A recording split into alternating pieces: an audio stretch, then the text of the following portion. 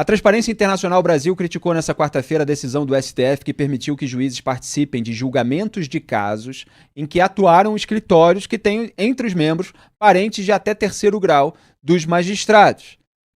Ou seja, aquela decisão do STF que permitiu, vamos resumir de uma maneira mais simples, que os juízes julguem processos envolvendo os clientes de suas esposas, de seus filhos, enfim, de familiares ou cônjuges. A Transparência Internacional Brasil escreveu no X, abro aspas, o STF causou dano profundo e duradouro à integridade da advocacia e da justiça no Brasil quando decidiu, em 2023, pela inconstitucionalidade da norma, aprovada pelo Congresso, que previa o impedimento de juízes em processos em que a parte fosse cliente de escritório de parente até terceiro grau do magistrado. Com isso, inaugurou uma nova era do lobby judicial em larga escala e expôs todo o sistema de justiça a riscos inéditos de corrupção. Fecho aspas.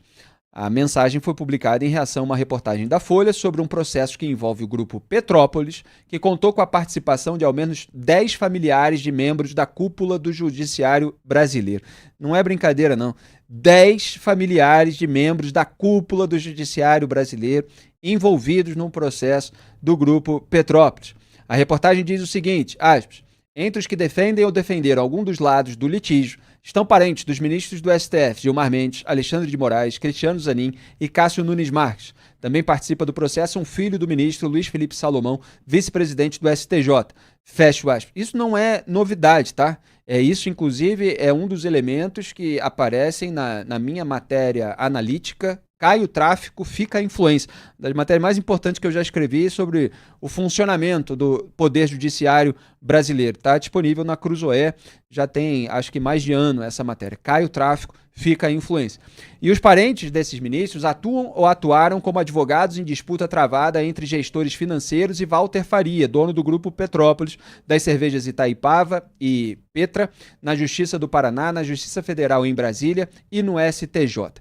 Então, é o seguinte, mesmo que você, vamos dizer assim, não tenha uma intenção inicial ou uma prova de conluio de determinado juiz, com essa regra aprovada pelo STF em vigor, se você é um empresário que está encalacrado com a justiça, que está com problemas, você, sabendo como as coisas costumam funcionar na República do Escambo brasileiro, você contrata aquelas pessoas que têm mais influência sobre os juízes, principalmente quando você é um empresário que não tem pudor algum, que geralmente são os casos daqueles que são alvos de processos que vão ser julgados no STF. Pelo menos muitas vezes, né? Fora casos excepcionais de inocência, etc. Então as pessoas que têm muito dinheiro, elas em vez de contratar o profissional mais qualificado do mercado, contrata o profissional mais influente. Porque sabe que o marido ou o pai etc., tem poder político dentro do Poder Judiciário e mesmo que não julgue diretamente a causa, eles atuaram na escolha de juízes para o tribunal que vai julgar ou são colegas deles. E que mesmo que eles não atuem nos bastidores para pedir o voto, para pedir a decisão, os outros podem votar até cientes de que aquele processo vai agradar, aquele voto vai agradar, aquela decisão vai agradar. Era aquilo que denunciava a Eliana Calmon, ex-ministra do STJ, na entrevista histórica aqui ao Papo Antagonista, chamando de acasalamento perfeito. A mulher fica com poder financeiro no escritório de advocacia e o marido com poder político dentro do Poder Judiciário. Então é isso que causou a decisão do STF. Duda? É o que acontece, é a realidade de Brasília hoje.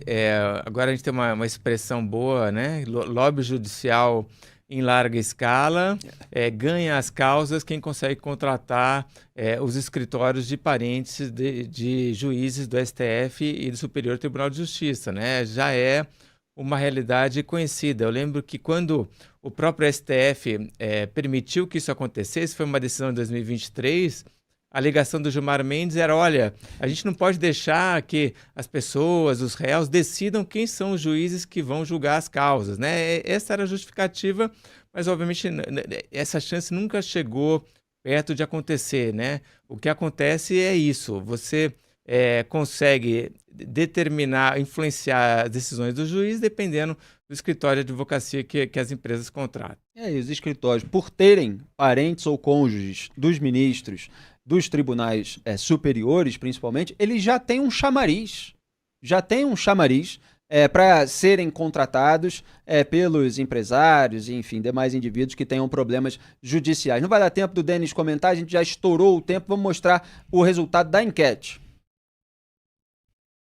Você defende o fim da reeleição? Sim, 91%. Não, apenas 9%. A imensa maioria do nosso público não quer reeleição.